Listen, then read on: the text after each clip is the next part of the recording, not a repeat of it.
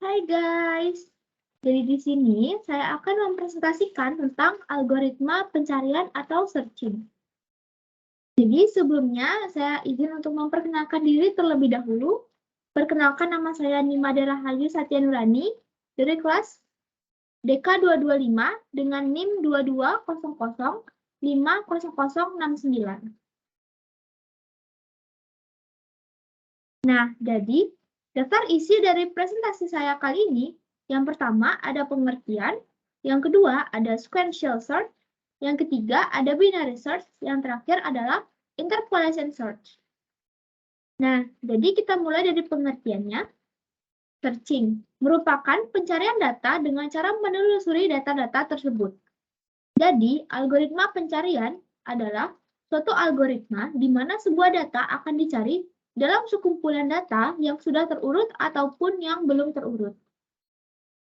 Nah, kita masuk ke bagian yang kedua, yaitu sequential search, yang merupakan suatu teknik pencarian data dalam array atau satu dimensi yang akan menelusuri semua elemen array dari awal sampai akhir, di mana data-data tidak perlu diurutkan terlebih dahulu.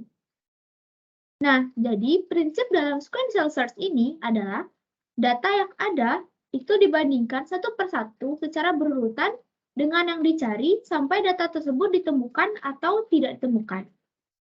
Nah, dalam sequential search ini ada dua kemungkinan. Yang pertama ada base case, yaitu jika data yang dicari terletak di indeks array depan, maka waktu yang diperlukan untuk mencari itu lebih singkat. Yang kedua, ada juga worst case atau kemungkinan terburuk, yaitu jika data yang dicari terletak di indeks yang paling terakhir, maka waktu yang diperlukan cukup lama. Nah, ini merupakan salah satu contoh program dari sequential search. Kita masuk ke bagian yang kedua, yaitu binary search.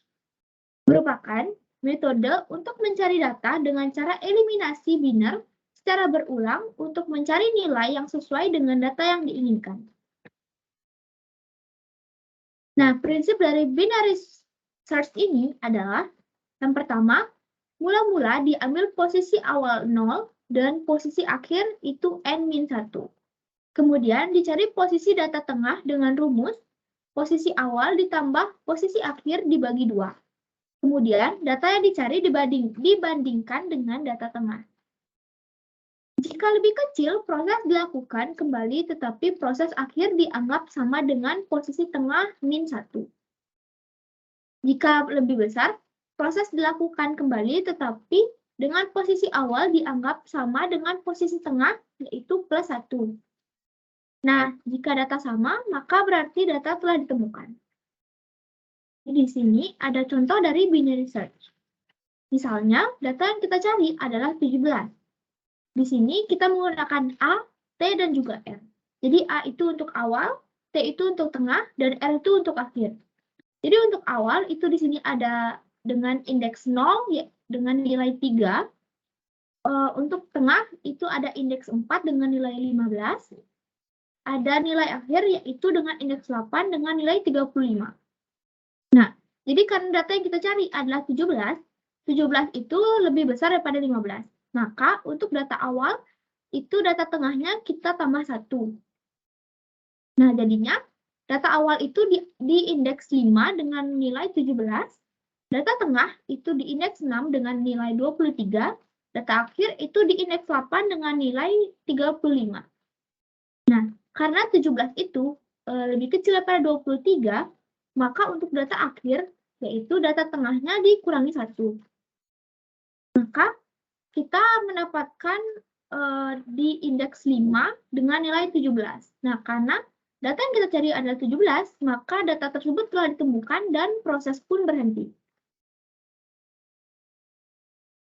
Sekarang kita akan masuk ke bagian yang terakhir, yaitu interpolation search.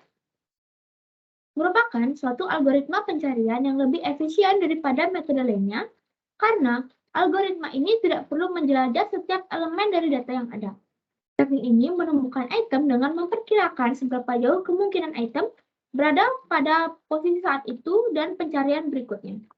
Nah, jadi Interpolation search ini merupakan metode yang lebih singkat daripada binary search. Nah, jadi di sini saya menampilkan rumus dari interpolation search.